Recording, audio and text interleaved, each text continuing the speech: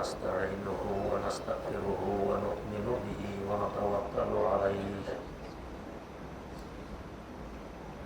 ونعوذ بالله من شرور أنفسنا ومن سيئات أعمالنا من يهده الله فلا مضل له ومن يضلله فلا هادي له ونشهد أن لا إله إلا الله وحده لا شريك له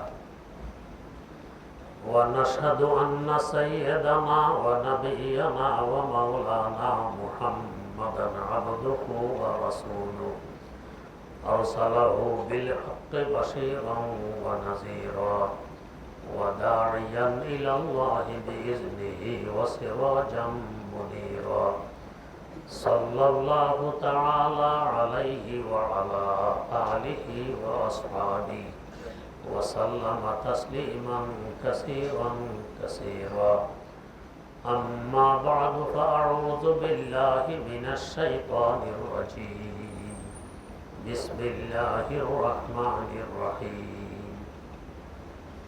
يوم يدعوكم فتستجيبون بحمده وتظنون إن لبثتم إلا قليلا وقل لعبادي يقولوا التي هي أحسن إن الشيطان ينزغ بينهم إن الشيطان كان للإنسان عدوا مبينا ربكم أعلم بكم إن يشاء يرحمكم أو إن يشاء يعذبكم وما أرسلناك عليهم وكيلا وربك أعلم بمن في السماوات والأرض ولقد فضلنا بعض النبيين على بعض وآتينا داود زبورا قل ادعوا الذين زعمتم من دونه فلا يملكون كشف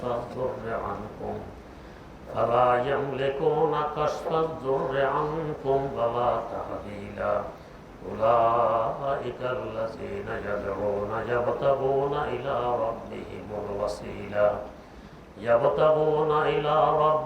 الوسيلة أيهم أقرب ويرجون رحمته ويخافون عذابه إن عذاب ربك كان محذورا صدق الله مولانا العظيم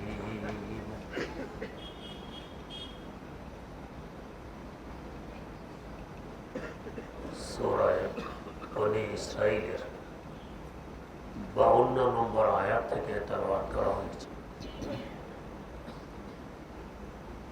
তেলাওয়াতকৃত আয়াতগুলোতে হাশর মাঠের কিছু চিত্র তুলে ধরা হয়েছে।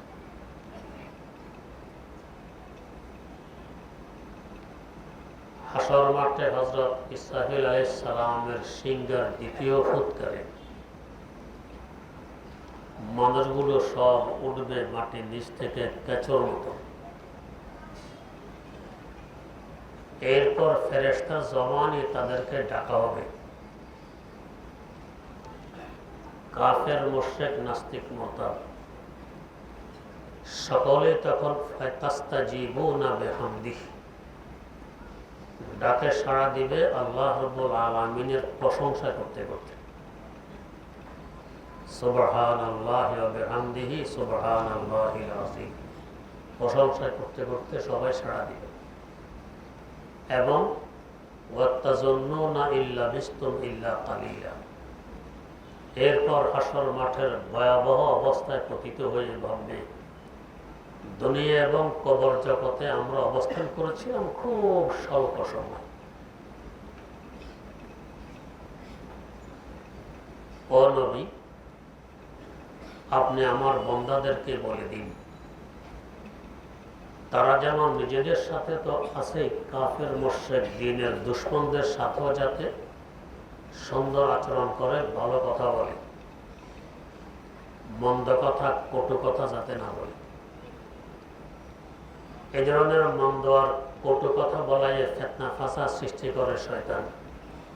ইন্না শাইতানা ইয়ানজাগু বাইনাহুম, শয়তান এদের মধ্যে ফাসাদ সৃষ্টি করে। ইন্না শাইতানা কানা লিল ইনসানি আদুওয়ান মুবিনা, নিঃসন্দেহে শয়তান মানব জাতির জন্য স্পষ্ট শত্রু, দুশমন। এখানে এক নম্বর কথা, সবাই আল্লাহ পাকের ডাকে সাড়া দিবে আল্লাহর প্রশংসা করতে করতে,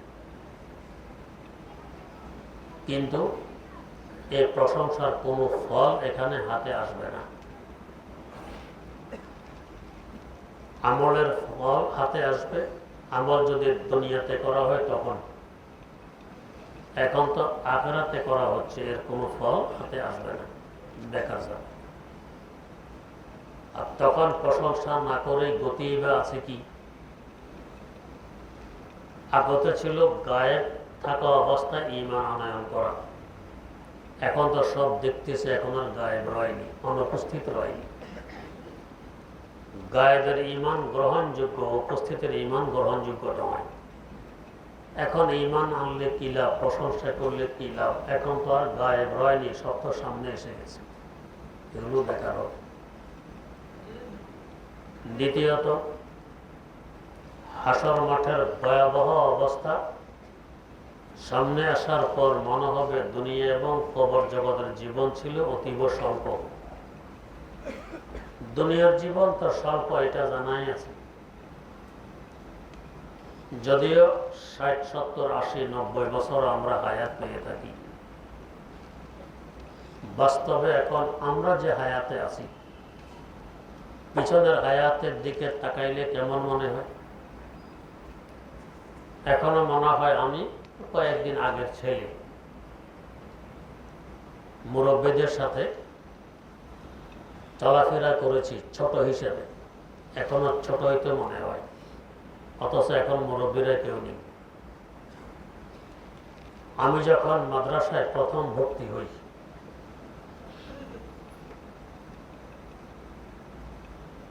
আজ থেকে প্রায় 50 বছর আগে, এখনো ওই কথা আমার সামনে মনে হয় এই 2-3 বছর আগে ভর্তি হয়েছিলাম, এমন লাগে। মানুষ বলে মুরব্বী, তো ভিতরে ভিতরে হাসি আসে। 2 দিন আগে ছিলাম বাচ্চা, কিসের এখন মুরব্বী? কিন্তু এই যে 50-60 বছরের হায়াত শেষ হয়ে গেছে, মনে হয় যে লম্বা হায়াত শেষ হয়ে গেছে, মনে তো হয় না, বরং সামনের হায়াত লম্বা হবে, এটাই মনে হয়, যা বাস্তবতা পরিপন্থী। তো দুনিয়ার হায়াত তো বাস্তবে অনেক স্বল্প। কবরের হায়াত, কবে কিয়ামত আসবে না আসবে আমাদের তো জানা নেই। হতে পারে লক্ষ লক্ষ কোটি কোটি বছর কেটে যাবে কবর জগতে। এত লম্বা সময় কাটার পরও হাসর মাঠের ভয়াবহতা যখন সামনে আসবে, মনে হবে এই মাত্র শেষ হয়ে গেল, অল্প মনে হবে। কঠিন সময় যখন সামনে আসে, তো সুখের সময়কে অল্পই মনে হয়।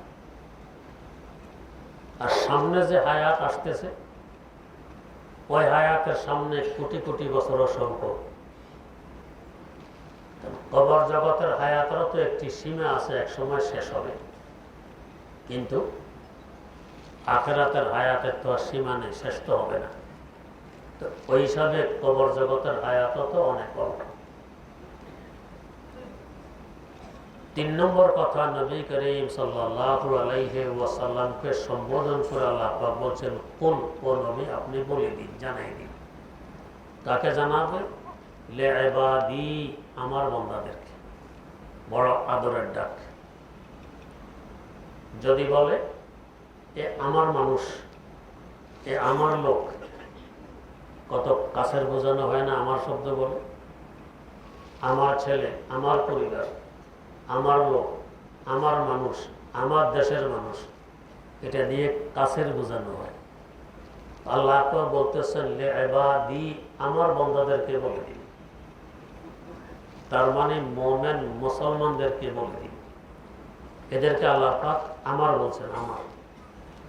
কত মহব্বতের ভালোবাসা থাকলে এটা করতে পারে? আমার বান্দাদেরকে বলে দিন। কি বলবে? ইয়াকুলুল্লাতী হিয়া আহসান, কাফের, মুশরিক, নাস্তিক, মুরতাদ, দিন বিদ্বেষী, ইসলাম বিদ্বেষী, কত কটু কথা বলবে, গালিও দিবে, কটাক্ষ করবে। এর জবাবে গালি দিবে না, কটাক্ষ করবে না, ভালো কথাই বলবে। এটার নাম হইল মানবতা।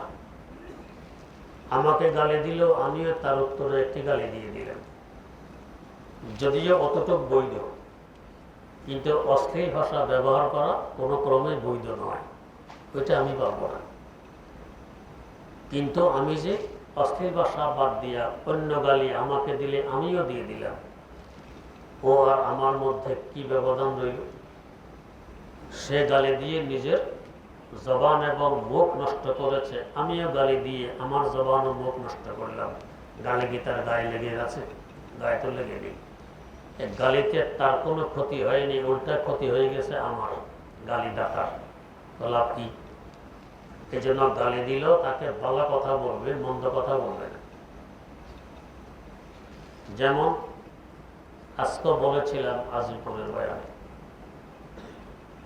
আল্লাহ হযরত রাসূল আকরাম সাল্লাল্লাহু আলাইহি ওয়াসাল্লামের জন্মভূমি মক্কা মুকাররম, 52 বছরের বাসস্থান মক্কা মুকাররম।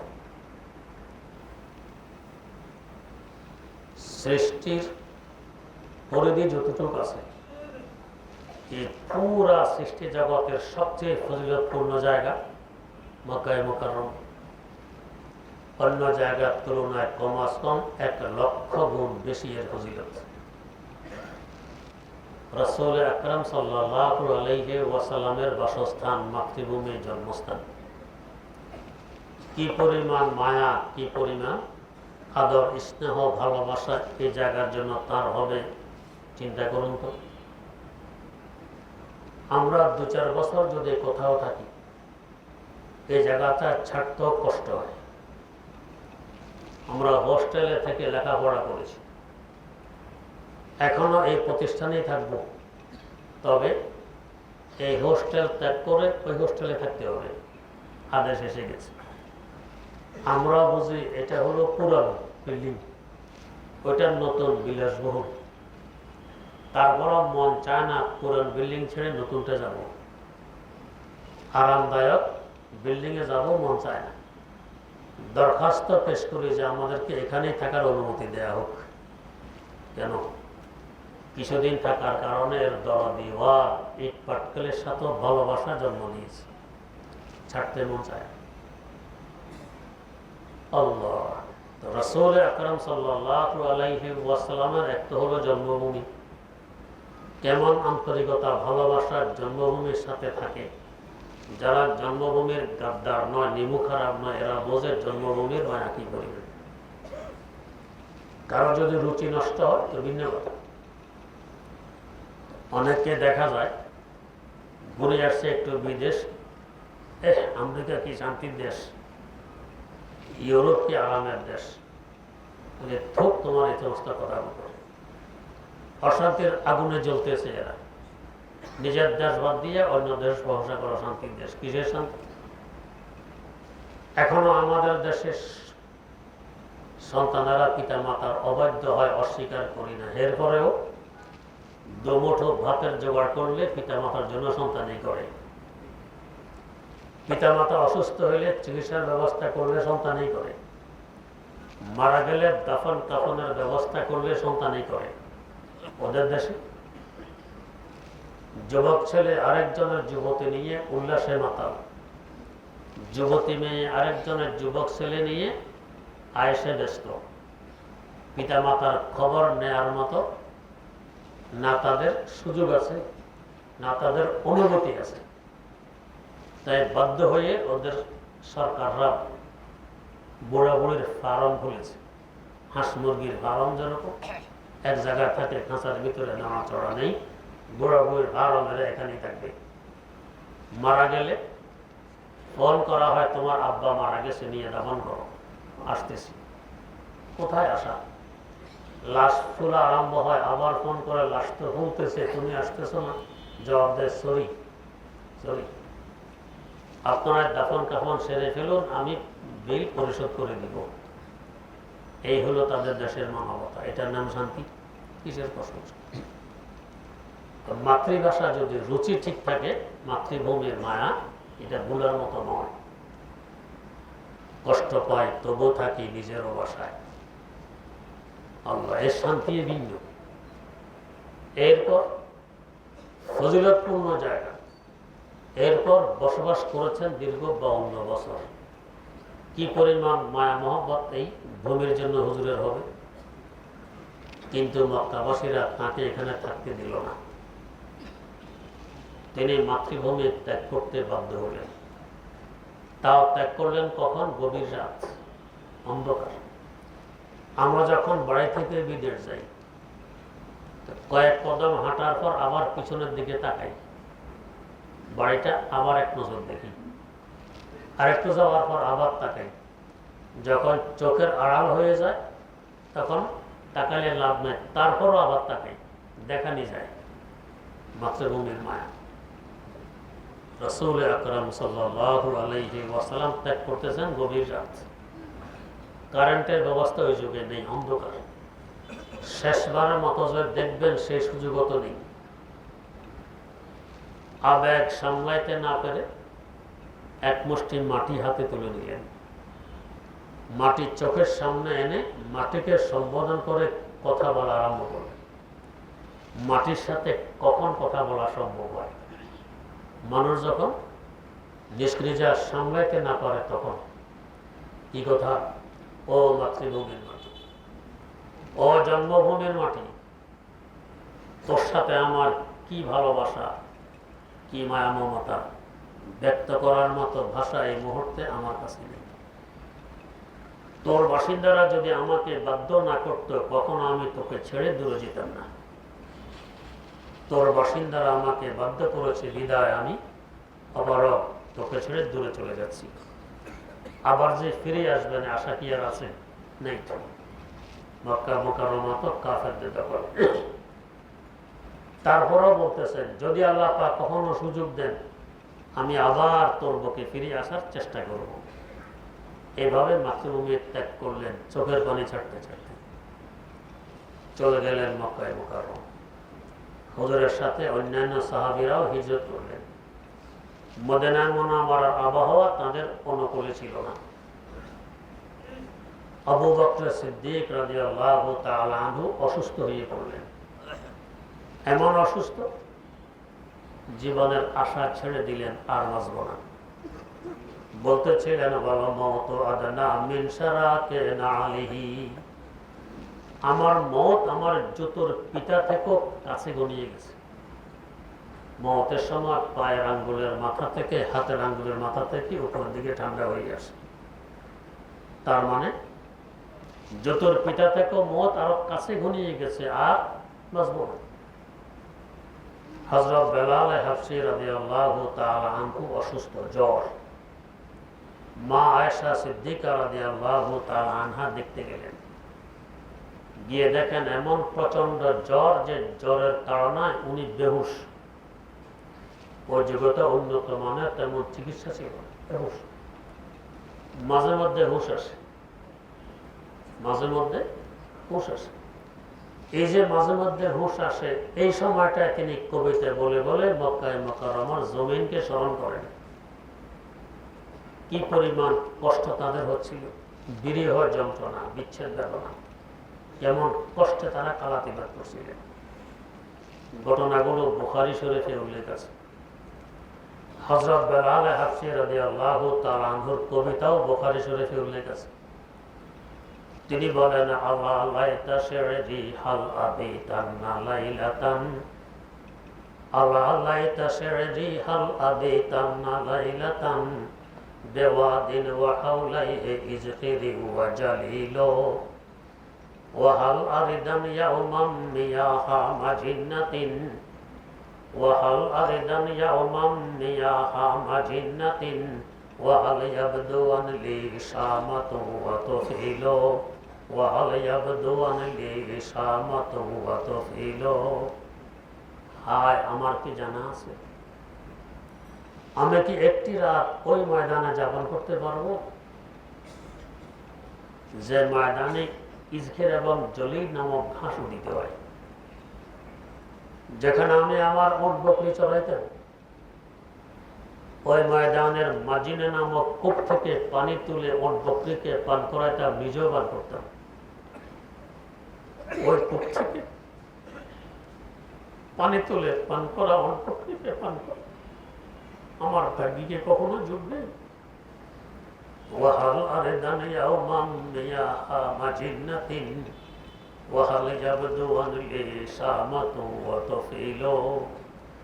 যে ময়দানের দুই পাশে আকাশ চুম্বী দুইটি পাহাড়, শামা এবং তফিল নামক, এই পাহাড়গুলোকে দেখা কি আমার চোখের ভাগ্যে আছে? আফসোস। আয়েশা সিদ্দিকা রাদিয়াল্লাহু আনহা দরবারে নবুয়তে এসে অবস্থাটি তুলে ধরলেন। অবস্থা শোনার পর রাসূল আকরাম সাল্লাল্লাহু আলাইহি ওয়াসাল্লাম দোয়ার হাত তুললেন, আল্লাহুম্মা আব্বিদ ইলাইনাল মাদিনাতা কাহুব্বিনা মাক্কাতা আও আশাদ্দা হুব্বা।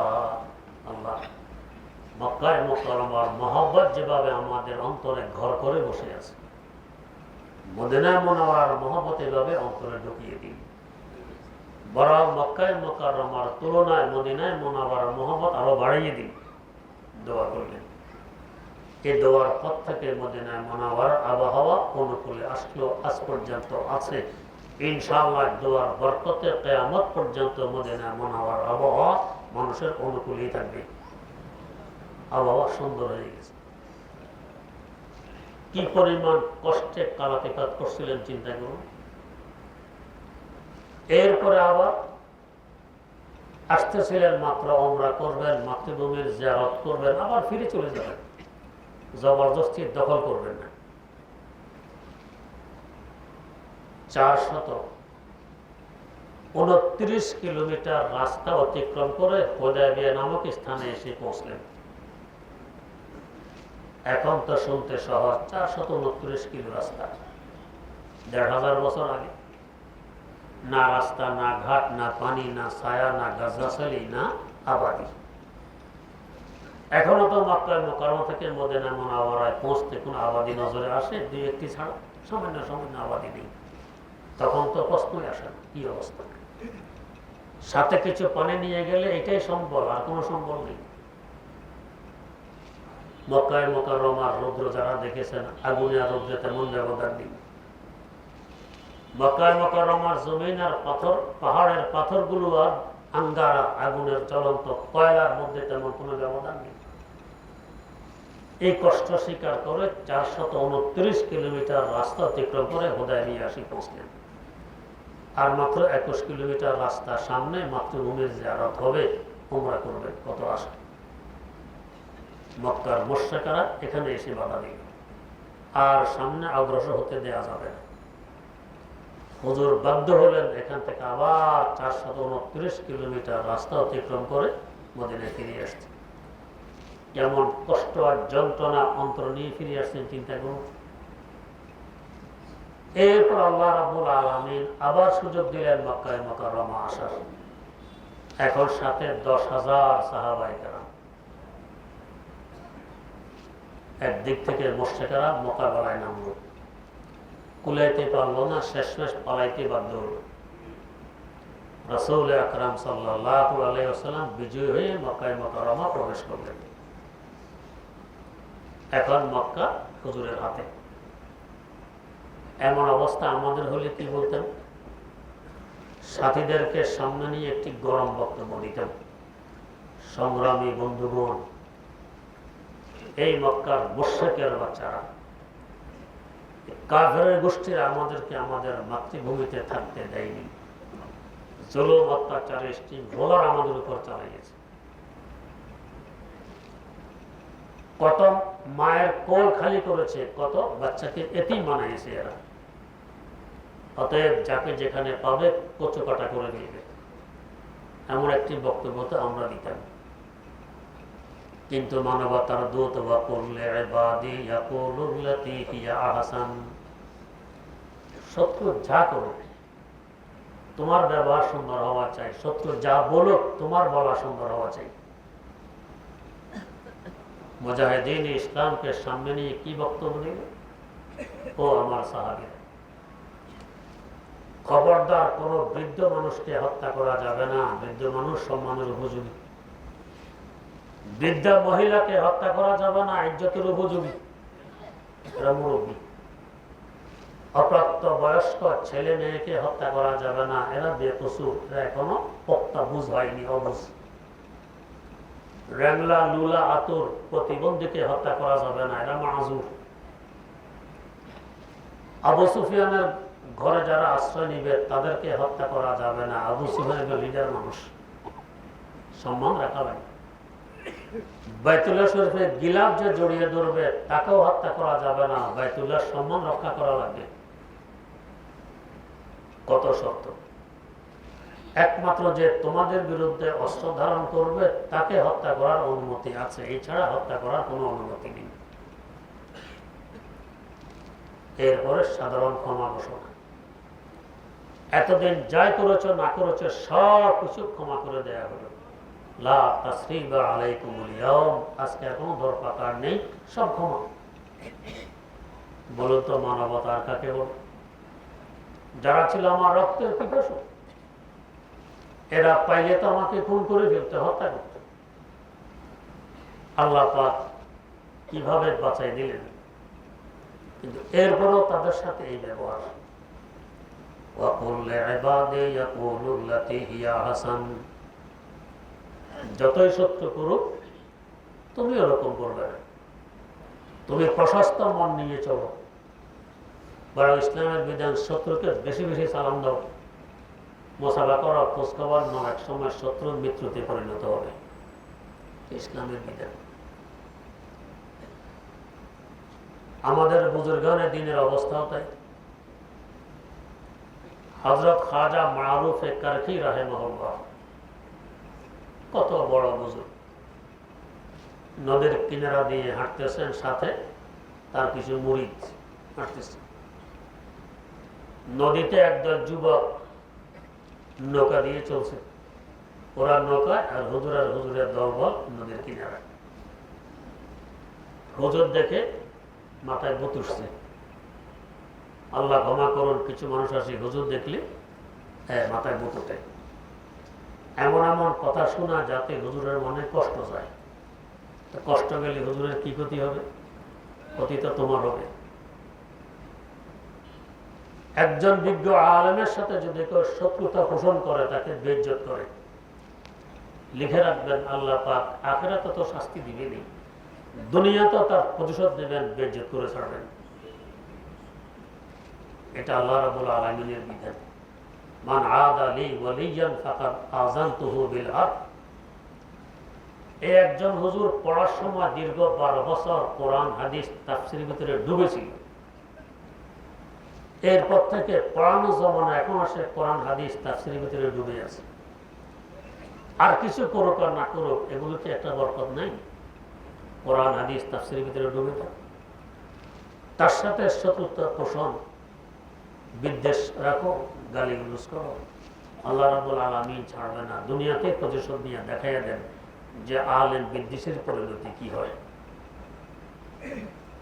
হযরত খাজা মারুফে কারখি নদীর কিনারায়, যুবকেরা নদীর ভিতরে নৌকায়, বেশভূষা দেখলে তো বুঝে আসে হুজুর, কটাক্ষ তিরস্কার। এক মুরিদ বলতেছে, হুজুর শুনতেছেন কি বলে? আপনাকে তিরস্কার করে, মজাক উড়ায়, বেইজ্জত করে। আমরা হলে কি বলতাম? আল্লাহ নৌকাটা এখানে ডুবাইয়া দেন। কিন্তু আল্লাহর ওলি, এটা ওনাদের শান নয়। শোনার পরে বলতেছেন, আল্লাহ আপনার কিছু যুবক বন্দাদেরকে দেখতেছি বড় হাসি খুশি নৌকার মধ্যে, বড় হাসি খুশি আনন্দ উৎসবে মাতাল নৌকার মধ্যে। আল্লাহ আপনার দরবারে ফরিয়াদ, কাল আখিরাতেও যাতে এরা এভাবে হাসি খুশি ভাবে থাকতে পারে। আল্লাহ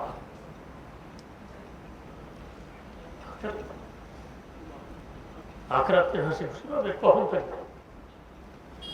দুনিয়াতে যখন সংশোধন হয়, আখিরাত মুখী হয়, আর সে আল্লাহ মুখী হয়, আল্লাহ মুখী হয়, তখনই তো নৌকা বেড়ে হুজুরের পায়ে পড়ছে। হুজুর আমরা বুঝিনি আপনাকে, অন্তরের পরিবর্তন দেখতেছি, ক্ষমা চাই। ক্ষমা না করলে কি এই দোয়া করতেন? ক্ষমা তো আগে হয়ে গেছে, তাই তো এই দোয়া আল্লাহ আখেরাতে এভাবে হাসি খুশি অবস্থায় দেখতে চাই। কাজ তো হয়ে গেছে। হযরত নিজামউদ্দিন আউলিয়া রাহিমাহুল্লাহ কত বড় একজন আল্লাহর ওলি, পুরা ভারতবর্ষ তার ভক্ত। কি অবস্থা! উপাধি দেওয়া হয়েছে সুলতানুল আউলিয়া, আউলিয়াদের সর্দার, আউলিয়াদের বাদশাহ। বাস্তবতায় ছিলেন। যে রাস্তায় চলাফেরা করেন এ রাস্তায় এক বেটা কাঁটা বিছে, হুজুরের পায়ে যাতে কাঁটা বিঁধে কষ্ট পায়। কিছু মানুষ আছে আল্লাহর ওলিদের দুশমন, আলেম ওলামাদের সাথে দুশমনি। কিছু মানুষ আছে কি জন্য দুশমনি করে এটা বোঝে না। দুশমনি নিজের পায়ে নিজে কুঠারাঘাত করে, বোঝে না। বুঝলে তো মাথায় নিয়ে হাঁটত। আল্লাহ হযরত ভাবতেন লোকেরা লাকড়ি লুকড়ি নিয়ে যায়, এতে করে কাঁটা পড়ে। আরবিতে প্রবাদ আছে আল মারউ ইয়াকিসু আলা নাফসিহি, যে যেমন অন্যকে ভাবেও তেমন। হযরত মোল্লা জীবন রাহিমাহুল্লাহ অনেক বড় এক আল্লাহর ওলি, বড় বিজ্ঞ আলেম ছিলেন। তাফসীরে তার লেখা আছে, তাফসীর আহমদী। ফিকহ শাস্ত্রের মূলনীতির উপরে তার কিতাব আছে, নুরুল আনওয়ার। বহু কিতাব লিখেছেন, বড় বিজ্ঞ আলেম। এক ব্যক্তি এসে বলতেছে, হুজুর আপনার স্ত্রী তো বিধবা হয়ে গেছে, আপনার স্ত্রী বিধবা হয়ে গেছে। রাস্তার কিনারে বসে কান্না আরম্ভ করছেন, হায় হায় তার অবস্থা হবে কি, বিধবা হয়ে গেছে। আরেক লোক পরে জিজ্ঞাসা, হুজুর এখানে কাঁদতেছেন, আমার স্ত্রী বিধবা হয়ে গেছে, তার কি গতি ঘটবে এই জন্য কাঁদতেছে। তো আপনার জীবদ্দশায় স্ত্রী বিধবা হয়, কয়েকজন মুসলমান তো একটু আগে আমাকে বলে গেল, একে মিথ্যা বলছে। দেখেন উনি জিন্দা, তারপরও মুসলমান কি মিথ্যা বলতে পারে? কান্নার সঙ্গে স্ত্রী বিধবা। কত সোজা সাজা আল্লাহ। আল্লাহ কথা কথা আসে। এই পরিমাণ ভীতু ছিলেন, খুব ভীতু। বাদশাহ শাহজাহানের জমানার মানুষ, আলমগীরের ওস্তাদ। বাদশাহ শাহজাহানের ছেলে আলমগীরের ওস্তাদ একদিন শাহজাহানের কাছে চিরকুট পাঠাইলেন, আমাকে এক ব্যাটালিয়ান ফৌজ দেন, মিলিটারি। বাদশাহ সাথে হুজুরের মিলিটারি চায়, কি করে মিলিটারি দিয়ে? যাই হোক ছেলের ওস্তাদ, মিলিটারি দিয়ে দিছি এক দস্তা। এই মিলিটারির দল বলিয়ে বাড়িতে আসছেন, বলেন সবাই ঘরের চতুর্দিকে ঘেরাও দাও, বেষ্টনী দাও। মিলিটারির বেষ্টনী দিয়ে রকম পজিশন নিয়ে থাকো, পজিশন। দুজনকে বলেন তোমরা দুজন আমার সাথে ঘরে আসো। দুজন হুজুরের সাথে ঘরে আসছে। পর্দার আড়াল থেকে স্ত্রীকে ডাক দিলেন। স্ত্রী জবাব দিলেন, আপনি আজকে তরকারিতে লবণ বেশি দিয়ে গেছেন, আজকে তরকারিতে লবণ বেশি দিয়ে গেছেন। এই কথাটা বলার জন্য এত ব্যবস্থাপনা, মানে ভয় কথা বলে স্ত্রী আবার কি করে বসে। এই ভয়ে ঘরের চতুর্দিকে মিলিটারির ঘেরাও, সাথে আরো দুইজন। এরপর স্ত্রীকে ডেকে এই কথা জানাইয়া মিলিটারিকে বিদায় করে দিলেন। কত বিতু! কিন্তু দিনের ব্যাপারে, শরীয়তের ব্যাপারে, ইসলামের ব্যাপারে আল্লাহ এর থেকে বড় বাহাদুর কেউ নেই। বাদশাহ শাহজাহানের মাথায় ভূত উঠছিল রেশমি কাপড় ব্যবহার করবে। পুরুষের জন্য রেশমি কাপড় ব্যবহার হারাম, নারীদের জন্য বৈধ, পুরুষের জন্য হারাম, বৈধ নয়। বাদশাহ চায় জায়েজ করতে, বাদশার জন্য জায়েজ হবে। উনি এক পায়ে খাড়া, হারাম তো হারাম, জায়েজ হবে না। এক পর্যায়ে বাদশার সাথে গরমাগর্মি বলে ফেললেন, তোমার আর্মি আছে, মিলিটারি আছে, ফৌজ আছে, এত সাহস? আমারও আর্মি আছে, মিলিটারি আছে, ফৌজ আছে। কি মনে করছো আমাকে? তোমার মিলিটারি তোমার সব কথা শোনে না, আমার মিলিটারি আমার সব কথা শোনে। বাদশাহ তো আশ্চর্য, হয় সুবাসের মধ্যে বড় জঙ্গি বেদিনে দেখা যায়। হুজুরের মিলিটারি আছে, আর্মি আছে, হুজুরের কথা শোনে। পরীক্ষা করবা? বাদশাহ বলে পরীক্ষা করবা? তোমার আর্মি কতগুলো ডাকো। কতগুলো আর্মি মিলিটারিকে বাদশাহ ডাকলেন। আচ্ছা, এবার হুজুর বলে এবার আমি আমার আর্মি রাখি। বক্তব্যের বাচ্চাদেরকে নিয়ে আসছেন, বক্তব্য যে পড়ান বক্তব্যের ছেলেদেরকে নিয়ে আসছেন, এরা হচ্ছে আমার আর্মি, আমার মিলিটারি। এরপরে বললেন তোমার মিলিটারিকে বলো শুধু নাভি থেকে হাঁটু শটর ঢাকা পরিমাণ পোশাক রেখে বাকি সব পোশাক খুলে ফেলছে। এরপরে কালি এনে পুরা চেহারা কালি মেখে কালো করতে বলো। এরপরে প্রত্যেকের হাতে দুটা ডান্ডা তুলে দাও, একটা ডান্ডার রং কালো, একটা ডান্ডার রং হলুদ। এদেরকে বলো এখান থেকে মিছিল শুরু করবে, দিল্লির এই মাথা দিয়ে ডুববে, এই মাথা দিয়ে বেরোবে। মিছিল কি? কালে ডান্ডে পিলে ডান্ডে, কালে ডান্ডে পিলে ডান্ডে, কালো ডান্ডা হলুদ ডান্ডা, কালো ডান্ডা হলুদ ডান্ডা, এটা বলবে, এটা হলো মিছিল।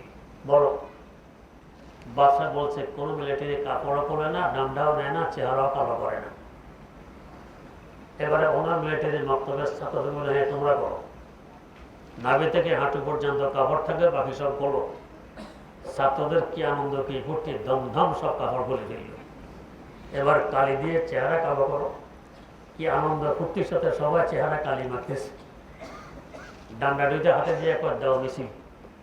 কি আনন্দ, লাফালাফের মিছিল দেখ, কালে ডান্ডে পিলে ডান্ডে, কালে ডান্ডে পিলে ডান্ডে। দেখছো তোমার মিলিটারি তোমার সব কথা শোনেনি, আমার মিলিটারি আমার সব কথা শোনে। তুমি কি মনে করছো? স্ত্রীকে একথা বলবেন তরকারিতে লবণ বেশি দিয়ে ফেলেছেন, এতে তো এত ভয়, স্ত্রী আবার আক্রমণ করে বসে কিনে, তাই এত প্রস্তুতি। আর বাদশাহ শাহজাহানের মতো বাসার মোকাবেলা, এখানে সামনে হলো দিন, ওইটা দুনিয়া। এখানে এত মজবুত, পাহাড় থেকে বেশি মজবুত। তুমি কি মনে করছো আমার? এটা বৈধ নয়, এটা হারাম। সাহস করেনি বাদশাহ স্ত্রী কাবু করে দেন করতে। আল্লাহ। তো বলতেছিলাম হযরত নিজামউদ্দিন আউলিয়া রহমতুল্লাহ যে যেমন অন্যকে ভাবেও তেমন উনি ভাবেন লাঠি নিয়ে যেতে কাটাকুটা পড়ে। কেউ ওনাকে কষ্ট দেওয়ার জন্য রাস্তায় কাটা বিছাবে, এটা তো কল্পনা উনি করতে পারেন, আমরা করি, উনি করেন। এক ব্যক্তি এসে জানাই দিল হুজুর কাটা তো এমনি পড়ে না, অমুক ব্যক্তি আপনাকে কষ্ট দেওয়ার জন্য ইচ্ছা করে বিছায়, ইচ্ছা করে বিছায়। কিছু সুন্নত আছে, এগুলোকে বলা হয় সুন্নতে গায়রে ইখতিয়ারিয়া, আমার ইচ্ছাধীন নয়। আল্লাহ পাক চাইলে আমার মাধ্যমে আমল করায় নেবেন, না চাইলে আমি পারবো। যেমন নবজাত শিশুকে যদি আপনার কোলে দেয় দোয়ার জন্য, আপনি দোয়া করবেন, আর সে যদি পেশাব করে দেয়, সুন্নতে গায়রে ইখতিয়ারিয়া। ইসলামের প্রথম সন্তান হযরত আব্দুল্লাহ ইবনে জুবাইর রাদিয়াল্লাহু তাআলা, আয়েশা সিদ্দিকা রাদিয়াল্লাহু আনহার বোন আসমা রাদিয়াল্লাহু আনহার ছেলে, আবু বকর সিদ্দিক রাদিয়াল্লাহু আনহুর মেয়ের ঘরের নাতি, ইসলামের প্রথম সন্তান। জন্মের পর তাকে এনে দো জাহানের বাদশার কোলে তুলে দেওয়া হইল। আল্লাহ, কত বড় ভাগ্য! জন্মের সাথে দো জাহানের বাদশার কোল তার নসিবে জুটেছে, কত বড় ভাগ্যবান!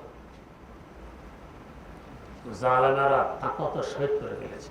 হাজ্জাজ বিন ইউসুফ শহীদ করছে, শহীদ করে মক্কার গলিতে ঝুলাই রাখছে সকলের মাথার উপর। ওনার মা হযরত আসমা সংবাদ পেয়ে আসতে দেখেন ছেলে মাথার উপরে ঝুলে। আলহামদুলিল্লাহ, আমার ছেলে জীবদ্দশায় ছিল সকলের উপরে, মারা যাওয়ার পরও আল্লাহ পাক রেখেছে সকলের উপরে। আল্লাহ। তার আব্দুল্লাহ ইবনে জুবাইরকে এনে কোলে তুলে দেওয়া হলো দো জাহানের বাদশার কোলে। হুজুর দোয়া করতেছেন, উনি পেশাব করতেছেন, হুজুরে কোলে পেশাব করে দিয়েছেন। এখন যদি আমার আপনার কোলে এমন কোন নবজাত শিশুকে তুলে দেওয়া হয়, সে যদি পেশাব না করে, আমরা ভাবো পেশাব করে, পারবো না। যদি করে আলহামদুলিল্লাহ, সুন্নতে গায়রে ইখতিয়ারি আদায় হবে। আলহামদুলিল্লাহ। রাস্তা যদি কেউ কাঁটা না বিছায়, আপনি যদি কাউকে বলে দেন আমার রাস্তায় কাঁটা বিছাবে, সুন্নতে গায়রে ইখতিয়ারি রইল না। হ্যাঁ, আপনার জানেন না শত্রুতামি করে কেউ কাঁটা বিছায়, তাহলে সুন্নতে গায়রে ইখতিয়ারিয়া আদায় হবে। নিজামউদ্দিন আউলিয়া রহমতুল্লাহ আলাইহি রাস্তায় কাঁটা বিছায় সুন্নতে গায়রে ইখতিয়ারিয়া আদায় হবে। যখন বলা হলো অমুক ব্যক্তি তো শত্রুতামি করে বিছা যাতে আপনার কষ্ট হয়, কাঁটা তো এমনি পড়ে না, এমন কথা আমাদের কানে পড়লে কি করতেন? দৌড়ে আনো, কাঁটা বিছানো কাকে বলে দেখাই দিই, 12টা বাজাই দিই। পারতেন তিনি অসংখ্য মুরিদ, পুরা ভারতবর্ষ তাঁর ভক্ত। একথা নাও যদি বলতাম, অন্তত বলতাম কি এর উপরে আল্লাহর গজব পড়ুক।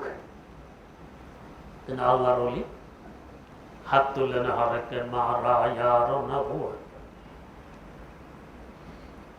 হরকে মারা ইয়ার নবুয়ত ঈসা দূরা ইয়ার বা, হরকে মারা ইয়ার নবুয়ত ঈসা দূরা ইয়ার বাদ, হরকে মারা রঞ্জ দারদ রাহতশ বিসিয়ার বাদ,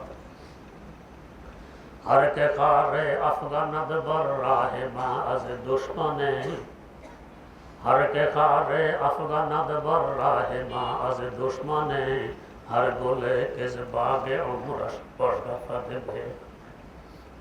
अल्लाह তোমার যে বান্দা আমাকে দুশমন ভাবে, তোমার দরবারে ফরিয়া তুমি এই বান্দাকে তোমার দোস্ত বানাই না।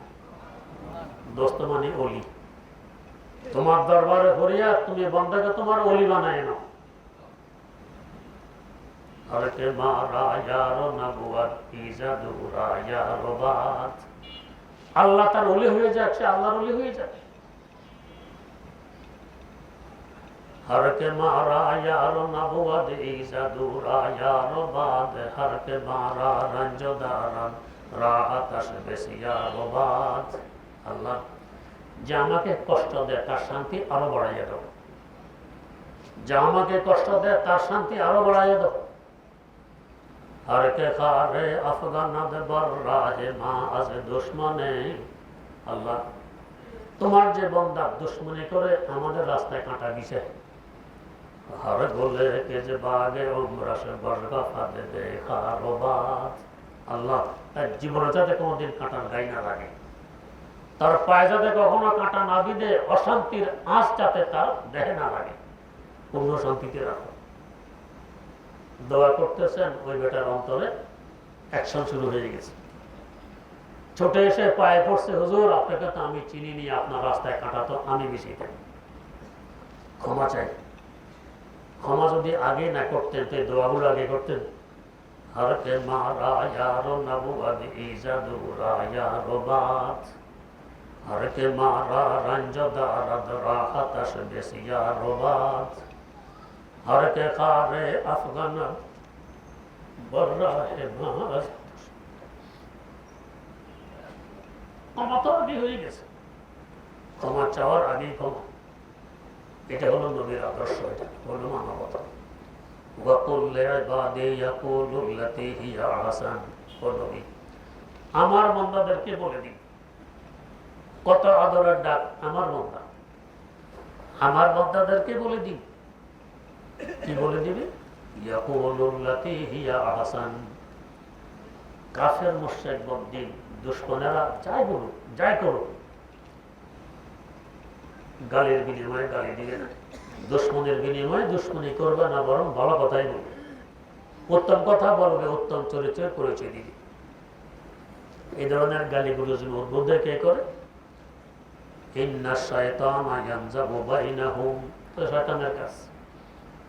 গালির বদলা গালি দিয়ে দিলাম, এরপরে শুরু হবে আরো উত্তেজনা, এরপরে মারামারি, মারামারি বদলা মারামারি দিয়ে দিলাম, ফিতনা ফাসাদ সৃষ্টি করে কে?